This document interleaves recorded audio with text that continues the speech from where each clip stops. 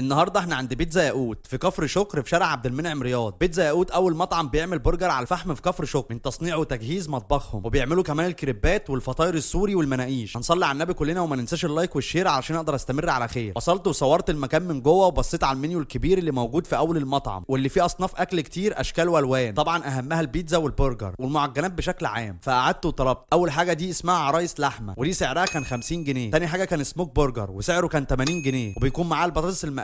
واخر حاجه بقى كانت بيتزا ياقوت وسط سعرها كان 125 جنيه. وبسم الله هنسمي وندوق علشان الكلام يروق. موسى بدأ بعرايس اللحمه وقال لي طعمها حلو، هجربها انا بقى واشوف الكلام على ايه. عجبتني العرايس اللحمه لما دقتها. اولا دي من الاصناف السوري، عجنتها خفيفه خالص زي المناقيش كده، واللحمه اللي عليها توابلها جميله وقريبه شويه من لحمه الحواوشي، وسعرها حلو ومناسب. هشوف بعد كده البرجر، وكانوا عباره عن شريحه لحم بقري 140 جرام مع التركي المدخن والجبنه الشيدر السايحه والخس والبصل والخيار الحادق، والعيش طبعا باين من شكله انه طازه. هسخن بالبطاطس المقليه الاول واكل منها كتير علشان كانت حلوه وعجباني، توابلها وقوامها مظبوطين. وعجبني برضو البرجر لما دقته، حاجه كده كلاسيك وجميله. ظابطين البرجر في التسويه قوي والطعم كمان جمدان، ولو كان محشي جبنه بقى كان هيبقى احلى واحلى. موسى هيجرب بيتزا ياقوت واخد سلايز وده وقال جميله جدا وعجبته. هشوف انا الكلام على ايه. بيتزا ياقوت فيها ستريبس مع المشروم والخضار والتكساس صوص والدوريتوس، بس للاسف ما عجبتنيش. هي عجنتها حلوه جدا لكن ما عجبنيش فيها ان الصوص كتير قوي مغطي على باقي المكونات. وفكره الدوريتوس اولا ما عجبنيش لانه تبع منتجات المقاطعه، ثانيا بقى كان كتير قوي ومش عاجبني على البيتزا خالص. بس الصراحه قلت لهم فقالوا لي هيخفوا الصوص شويه ويبدلوا الدوريتوس باي منتج شبيه محلي او هيلغوه خالص. واديت بيتزا ياقوت لموسى يكملها لانها كانت عجباه، ورجعت للعرايس اللحمه علشان كانت جميله وعجباني جدا. وفي النهايه كانت تجربه حلوه لمطعم ياقوت. واللي جرب بقى الاكل في مطعم ياقوت يقول لي رايه في تعليقات، واللي لسه ما جربش وناوي يجرب لما يجرب يقول لنا برده رايه في تعليقات. واتمنى لكم تجربه حلوه وتبسطكم، ومع السلامه يا غاليين. اشوفكم في فيديو قريب وجديد.